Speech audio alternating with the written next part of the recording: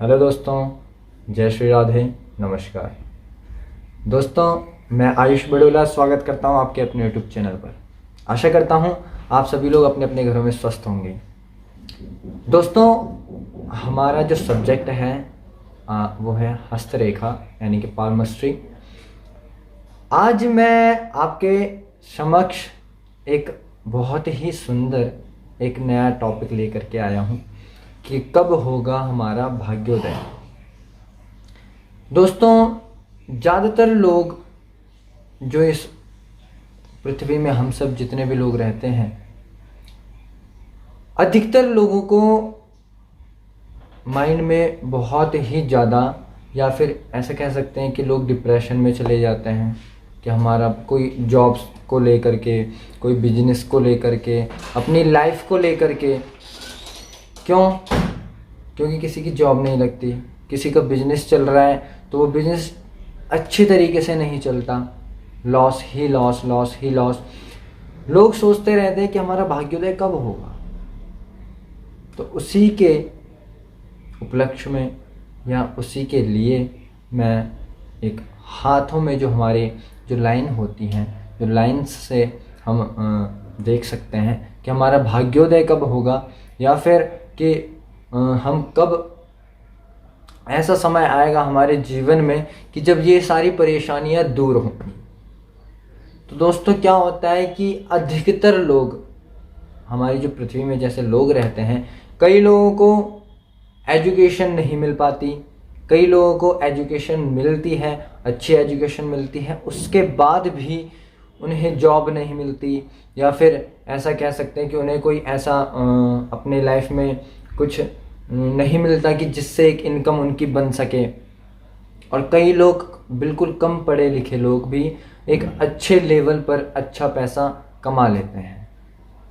तो उसी के विषय में आज हम बात करेंगे। आज हम जानेंगे कि हमारे हाथ में वो कौन सी रेखा है और कहाँ से कहाँ तक वो रेखा जाती है। ऐसे कौन से साइंस हैं कि जिसको देख करके जिस व्यक्ति के हाथ में ये संकेत होते हैं उसका भाग्योदय कब होगा, और ये संकेत कौन सी उम्र में हमारे जो है कि हाथ में दिखाई दे रहे हैं, हमारी लाइफ में कब ये समय आएगा। आइए जानते हैं। दोस्तों, सबसे पहले जो हम हाथ देखते हैं तो हाथ में 3 प्रकार से जो मुख्य रेखाएं होती हैं वो 3 प्रकार की होती हैं। जैसे कि हमने पिछली वीडियो में, अधिकतर वीडियो में हम वो 3 रेखाएं हैं वो देखते हैं। सबसे पहली रेखा जीवन रेखा, फिर उसके बाद जो दूसरी रेखा आती है वो आती है मस्तिष्क रेखा, और तीसरी रेखा जो दोस्तों आती है वो आती है हृदय रेखा। ये 3 रेखाएं अधिकतर लोगों के हाथ में पाई जाती हैं। हर वीडियो में हम इस बात का डिस्कशन करते हैं या फिर बताते हैं, और अधिकतर जो वीडियोस देखता होगा उसे पता ही होगा। जो नए व्यूज़, जो नई हमारी वीडियो देख रहे होंगे उनको मैं बता दूं कि 3 रेखाएं जो होती हैं दोस्तों वो हमारे हाथ में पाई जाती हैं। अब चौथी रेखा कौन सी होती है, और जो चौथी रेखा होती है वो ही हमारे भाग्य के विषय में हमें बताती है। दोस्तों, जो एक चौथी रेखा होती है, 4th लाइन जो होती है, इसे हम कहते हैं भाग्य रेखा, यानी कि हमारी लक लाइन। दोस्तों, ये लक लाइन कहाँ से स्टार्ट हो करके और कहाँ जाती है, हम हाथ में इसे कैसे देखेंगे, अगली वीडियो में हम इसको प्रॉपरली बोर्ड पर मैं आपको समझाने का प्रयास करूँगा। अभी मैं ऐसे ही आपको वर्बली बता सकता हूँ कि ये जो लाइन होती है दोस्तों, ये केतु के पर्वत से या फिर मणिबंध रेखा से, यदि कोई रेखा मणिबंध रेखा से निकलकर शनि के पर्वत तक जाती है, दोबारा बोल देता हूं, यदि कोई रेखा मणिबंध से निकल करके शनि पर्वत तक जाती है तो उसे दोस्तों कहते हैं भाग्य रेखा। और यदि किसी व्यक्ति के हाथ में ये रेखा पाई जाती है, जो मणिबंध से निकल करके भाग्य रेखा जो जाती है मणिबंध से निकल करके और शनि के पर्वत तक यदि कोई रेखा जाती है, तो ऐसे व्यक्ति के जीवन में ये अपने मतलब ये समझें कि ये जन्म लेते ही सारे सुखों का भोग करते हैं। इनकी लाइफ स्टार्टिंग से ही एक लग्जरी लाइफ होती है और अपने पूरे जीवन में इनकी जो है कि फाइनेंशियल कंडीशन जो होती है वो अच्छी रहती है और आगे जा कर करके जब इनका कुछ करने का समय आता है तो दोस्तों ये बहुत कुछ अपनी लाइफ में कर दिखाते हैं। फाइनेंशियल जो कंडीशन इनकी रहती है वो बहुत ही बढ़िया रहती है और पैसे की यूं कहें कि पैसे की जो प्रॉब्लम होती है वो इन्हें कभी फेस नहीं करनी पड़ती।